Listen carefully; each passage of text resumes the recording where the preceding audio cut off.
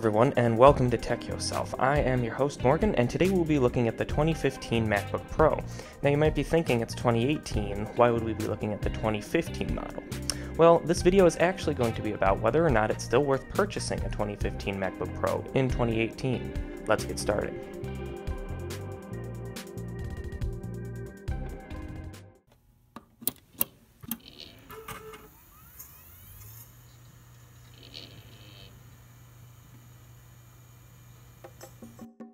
Now I know some of you may be interested in the 15-inch MacBook Pro, and I will answer that one straight up. Yes, it is still worth it. It's still available for purchase brand new on Apple's website, so if you are looking for a pretty powerful MacBook with a good selection of ports and a 15-inch screen, then go nuts. It's worth it, unless you need dedicated graphics, that is. Today I would like to focus on the 13-inch, as it has much less to offer when it comes to specs. Speaking of, let's review the specs real quick so we know what we are working with. My specific model features the following: an Intel Core i5-5257U, 8 gigs of RAM, Intel Iris Pro Graphics 6100, and a 256GB SSD. At first glance, you would probably think that these specs can't do much for you, but it's actually the complete opposite. This computer does astonishingly well. Your basic functionality is perfect. Navigating the UI and scrolling on web pages is smooth as butter. Web browsing, Netflixing, YouTubing, all your everyday tasks, perfect. And don't let the dual-core CPU and integrated graphics fool you. Apple's amazing hardware optimization still holds strong. 1080p video editing is a breeze for this thing. In fact, I edit all my videos for this channel as well as for my job on this thing with no problem. You could probably also sneak some light 4K editing in there if you have to. Now, I'm big into music and music recording, and this laptop has no trouble keeping up. Its SSD is fast enough to handle multiple streams of recording with effects. My previous MacBook had a few issues with that, but none here.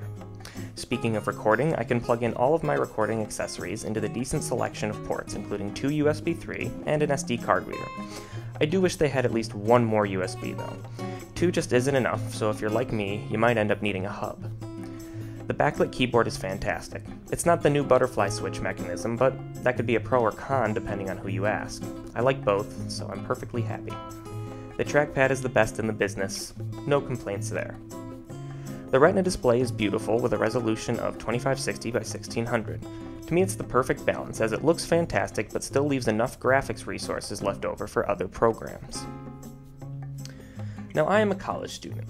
That means I need an efficient, reliable laptop that I can count on throughout the day. This MacBook is just that. Its performance and reliability are second to none, and its battery life is fantastic. I once lost the charger, but was still able to get 3 whole days of use out of it to finish out the week. Not bad. Next, let's talk about the speakers. Now, these aren't going to sound like the speakers on the newer MacBook Pros, not at all, but they're still very good. They have quality sound and volume.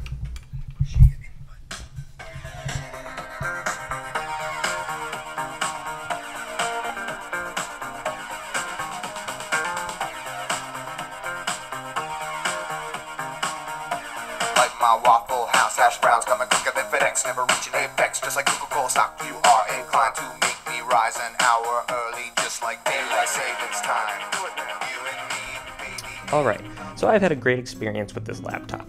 It performs super well with everything I throw at it, and has made a wonderful daily driver. So is it worth it? Absolutely.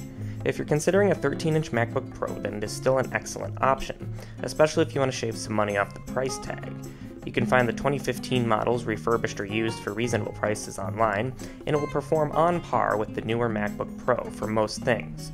There are a few places still selling these new for their original price online, and I would suggest you don't buy those, because at that point you might as well just buy the latest generation. I hope you found this video helpful. If you did, be sure to subscribe for more and check out some of my other content. Leave a comment below if you'd like, and I hope to see you in the next video.